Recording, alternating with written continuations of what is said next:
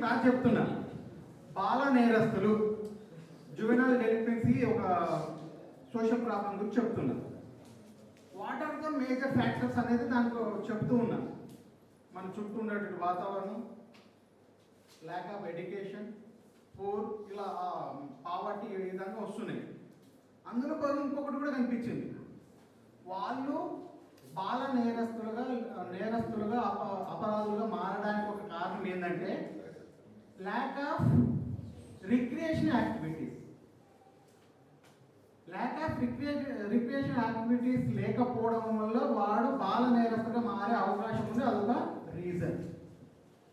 అంటే చిన్న పిల్లలకైనా యూత్కైనా ఆ ఫెసిలిటీ లేకపోతే వాళ్ళ యొక్క మైండ్ డైవర్షన్ అయిపోయి దేశద్రోహులుగా, డకాయిలుగా ఆ విధంగా మారే అవకాశం ఉందనేది ఒక స్టడీ చెప్తుంది.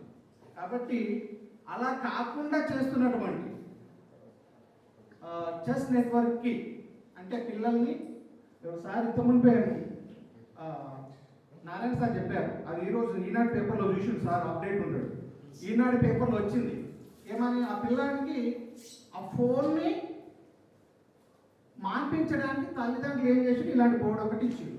కానీ వాడు అందులో జమ్ అయిపోయాడు అనమాట. సో అది మనం నేర్పించాల్సిన తల్లిదండ్రుల యొక్క బాధ్యత ఏంటంటే, పిల్లలకి ఏం చేస్తే ఏ విధంగా అవుతుంది. మనకి ఫోన్ ఇస్తే వాడు ఫోన్ ఆడతాడు, కాబట్టి వాడు ఫోన్ ఇవ్వలేదు. సో చెస్ బోర్డు ఇచ్చారు కాబట్టి ఆ రోజు ఈరోజు టాప్ 4లో ఉన్నాడని సార్ చెప్పారు, అది నిజం.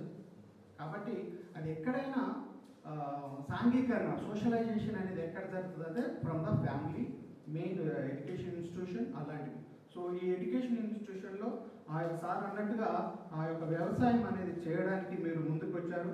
సో మంచి పౌరులుగా తీర్చిదిద్దడంలో మీ యొక్క అమోఘమైన పాత్ర ఉంది సార్. దానికి ముందుగా మీ అందరికీ చెస్ నెట్వర్క్కి ధన్యవాదాలు తెలియజేస్తూ, ఈ కార్యక్రమంలో మా కళాశాలకు మీరు ఇచ్చినటువంటి చెస్ బోర్డ్స్ అవన్నీ మేము యూటిలైజ్ చేసుకొని వీళ్ళు కూడా మన పిల్లలకి స్కూల్లో వెళ్ళి నేర్పించే విధంగా తయారవుతారని, వాళ్ళ యొక్క మైండ్ డైవర్షన్ని ఒక మంచి కోసము ఉపయోగించే విధంగా తయారు చేయడంలో మా పాత్ర ఉంటుందని కోరుకుంటూ, మాకు ఈ అవకాశం ఇచ్చినందుకు, ఈ కార్యక్రమానికి వచ్చినందుకు మీ అందరికీ ధన్యవాదాలు తెలియజేస్తూ, ఒక చిన్న అనౌన్స్మెంట్ తోటి ముగింపు.